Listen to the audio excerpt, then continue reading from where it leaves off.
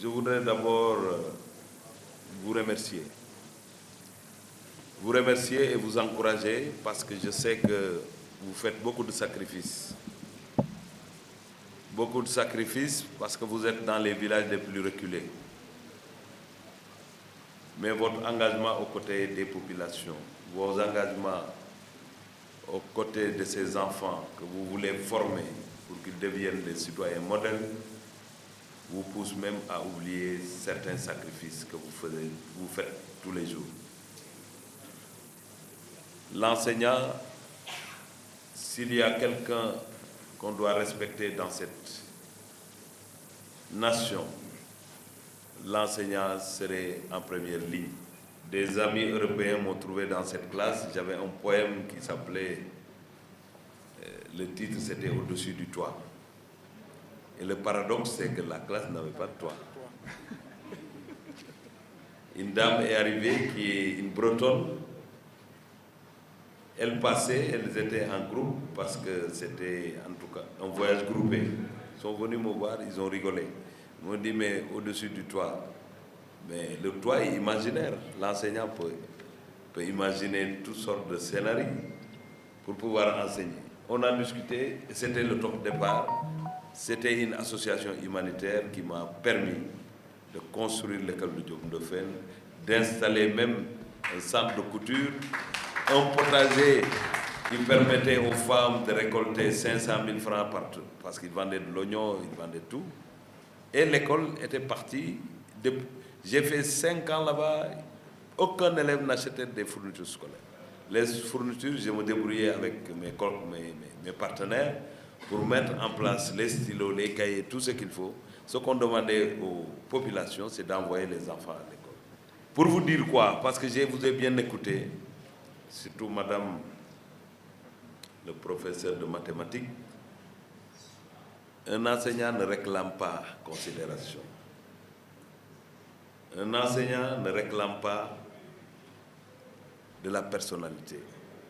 Parce que l'enseignant, c'est la considération, c'est la personnalité. Qui ne vous respecte pas, la population vous respecte. Vous êtes les modèles dans vos localités. Un enseignant aussi ne peut pas porter un discours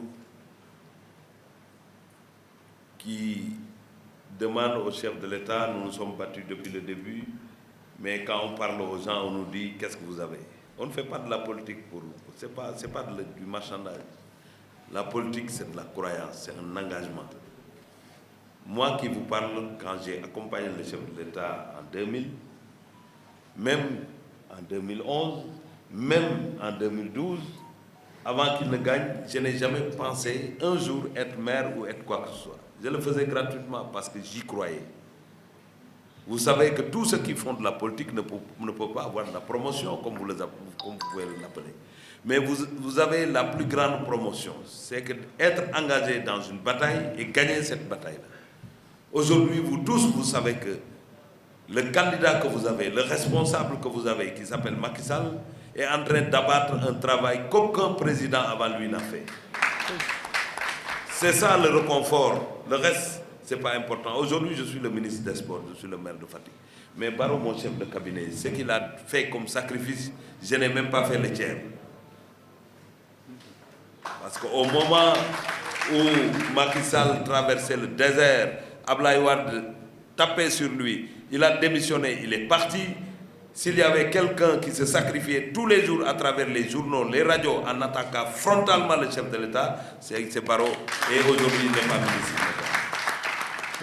Donc cela veut dire quoi? Les questions de poste, au-delà de l'engagement, c'est une question de destin. Mais l'enseignant, c'est une personnalité. Personne ne peut lui enlever cette personnalité-là. Personne. Je vous comprends bien, je vous réponds comme ça parce que c'est philosophique. Je sais que quand on se bat, on peut attendre quelque chose. Mais ça ne doit pas être un frein, ça ne doit pas être un cri de cœur. L'enseignant, quand on nous parle de manque de communication, or l'enseignant a toutes les cibles de la population. Normalement, le déficit dont on parle de communication, Ça devrait être réglé par les enseignants républicains. Parce que vous êtes dans les villages, vous parlez aux parents, vous parlez aux jeunes. C'est à vous de rétablir la vérité.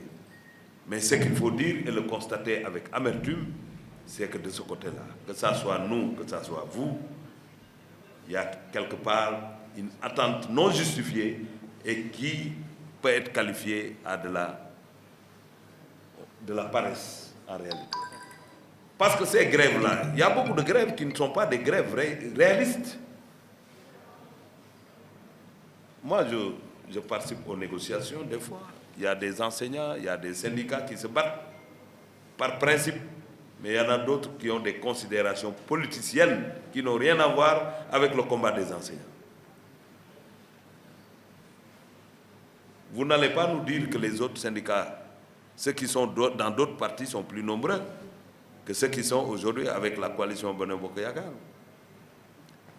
Mais battons-nous pour rétablir la vérité. On ne vous demande pas d'imaginer des scénarios qui n'existent pas, mais mettez le doigt sur les réalisations, ce qui a été fait, et faites une comparaison, parce que l'enseignant est par essence quelqu'un de très intelligent, conséquent, et qui se base sur du factuel pour expliquer. Si on veut savoir ce que l'État a fait, ce que votre leader a fait, convoquez la situation de l'enseignant avant 2012 et faites la comparaison, vous verrez.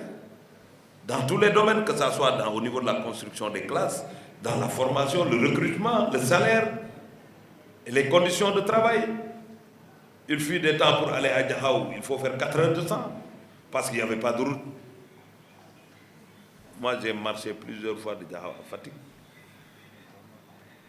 parce que j'avais rien de Mbaman. Il marchait pour aller à Mbaman. Aujourd'hui, tu vas à Mbaman, tout de suite, tu reviens. Tous les enseignants sont véhiculés. Je fus parmi les premiers qui ont acheté un véhicule dans le département de Fatick. Je parle d'un bon véhicule, je ne parle pas de ces... Voilà. C'est pour vous dire qu'il y a une amélioration. Mais l'homme est par essence quelqu'un d'ambitieux. Quand on règle un problème, on veut régler un autre problème beaucoup plus important. Et ça, c'est normal.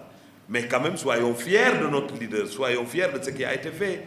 Un enseignant ne peut pas dire que le président Macky Sall ne lui accorde aucune importance. Un enseignant républicain doit se garder de dire ça. Au contraire, l'augmentation devrait vous servir d'éléments convaincants pour aller parler à vos collègues enseignants, parler aux populations. Parce qu'un enseignant qui a une augmentation de 100 000 francs, cela veut dire qu'il est en train de prendre en charge plus de 10 personnes après. Donc, indirectement, le président Macky Sall est en train de vous accompagner à prendre en charge vos difficultés et les difficultés de vos familles et vos parents. Donc, ne baissons pas la tête. Ne faites pas comme si on doit se terrer, parce qu'il y en a d'autres qui ont fait plus que nous. Il n'y en a pas. C'est un enseignant qui vous parle, parce que quand on va en conseil des ministres, si on fait un pointage, il y a beaucoup d'enseignants.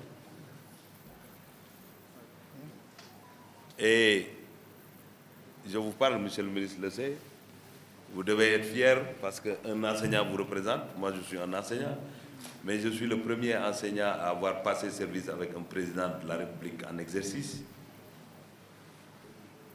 Pas au palais de la République, mais ici à la mairie de Fatick. Ça, c'est un fait. Le deuxième fait qui est inédit, je suis un enseignant. Je suis le premier enseignant à être décoré étant ministre en exercice. Parce qu'un ministre en fonction ne peut pas être décoré. C'est à titre exceptionnel que le chef de l'État m'a élevé au rang de commandeur de l'ordre national. On ne peut pas me départir de cette casquette d'enseignant. Nous sommes tous des enseignants, on croit aux mêmes valeurs, on est pareil, on a les mêmes tares, mais on a aussi les mêmes atouts. Mais on s'autoflagelle des fois. On doit faire comme le leader qui a terrassé. Parce qu'en réalité, on pouvait avoir un leader de la trempe de Macky Sall et ne peut pas pouvoir mettre, on ne pourra pas mettre en tout cas le doigt sur quelque chose que le chef de l'État a fait. Et on ne l'aurait pas abandonné. Au contraire, maintenant, vous avez ce que personne n'a eu. Aucun président. Dans tous les domaines, ce que le président Macky Sall a fait à 10 ans, il n'y a aucun président qui l'a réussi. Aucun. Ça, c'est du domaine de Dieu. Il s'est engagé, mais Dieu l'accompagne. Alors, quand on a ça, et on a en face une opposition nihiliste, une opposition qui refuse d'ouvrir les yeux, une opposition qui parvient à peindre tout ce qu'on est en train de faire en noir, est-ce que l'enseignant doit se taire? Vous êtes en train d'apprendre aux jeunes, pour tous ceux qui sont au niveau du collège, Blaise Diagne, vous parlez de Ngalandou Diouf, vous parlez de Senghor, vous parlez de Abdou Diouf. Des fois, la ligne, c'est le combat pour le Sénégal. Vous avez un président qui travaille, et vous le savez.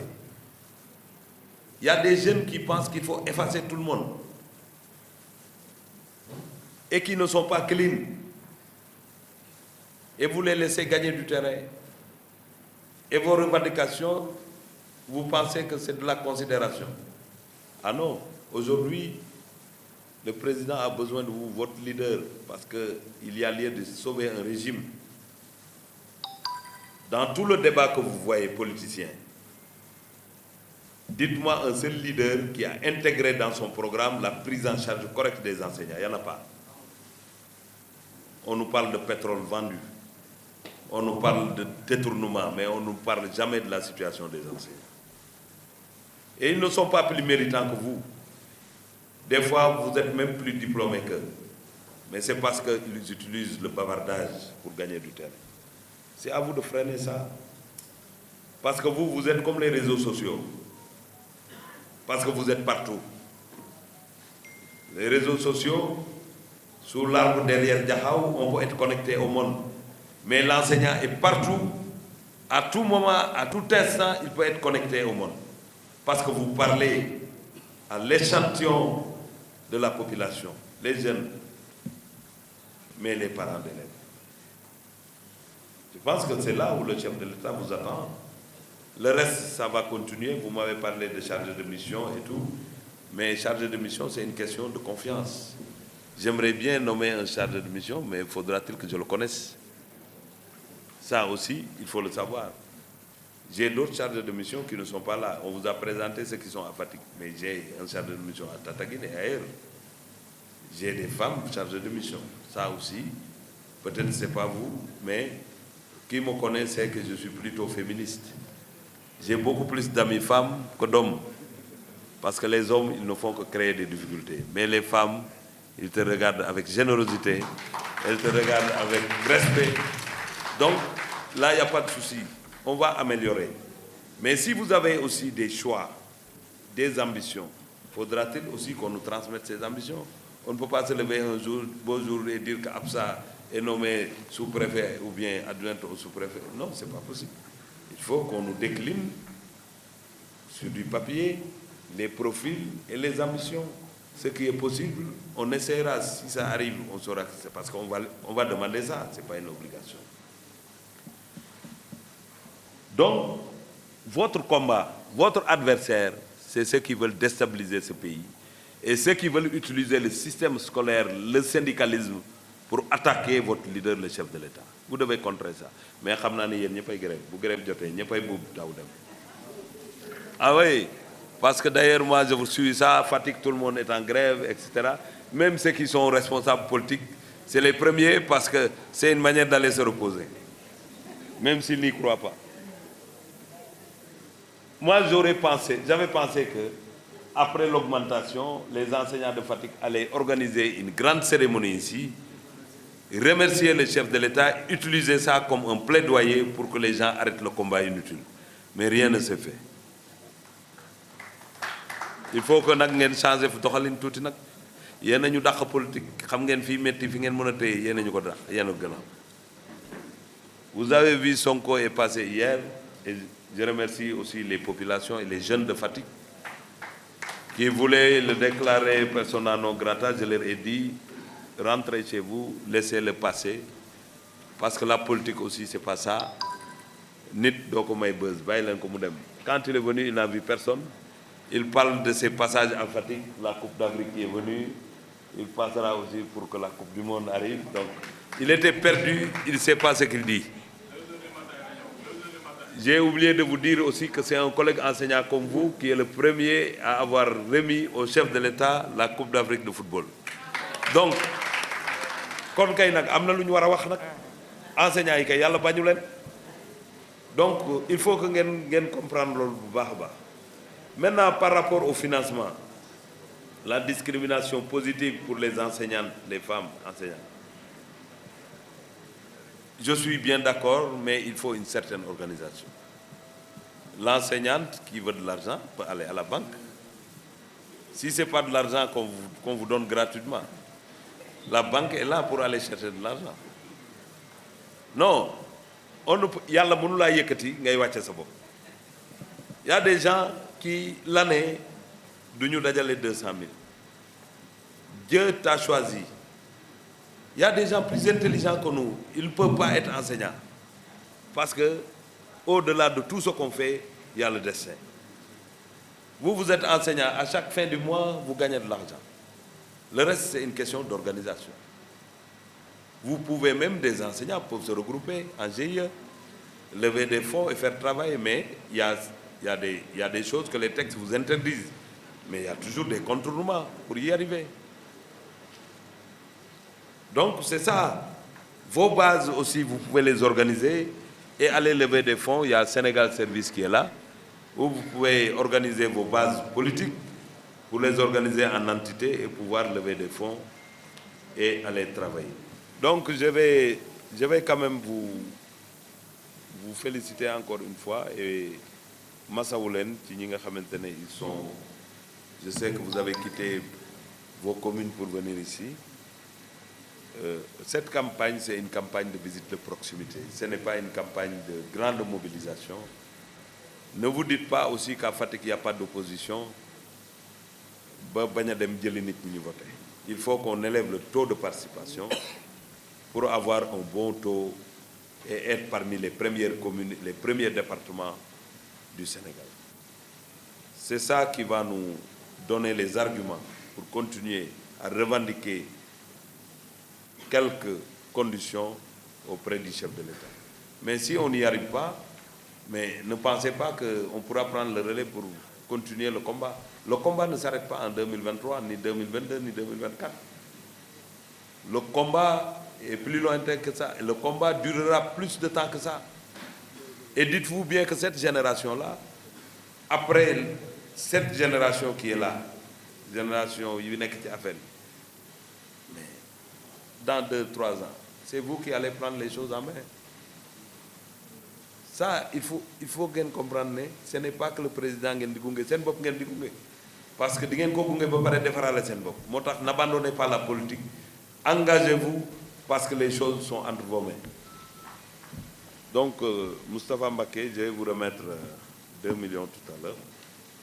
Vous allez permettre à nos amis enseignants de rentrer tranquillement chez eux et d'aller travailler au niveau des entités qui sont au niveau de leur commune, que ce soit les comités électoraux, les maires et tous ceux qui sont là-bas, parce que vous n'êtes pas de l'autre côté, vous êtes à l'intérieur de ce qu'on fait. C'est ça que je voulais vous dire. Di leen sant yéen ñëpp, di leen gërëm, wasalaam. Merci.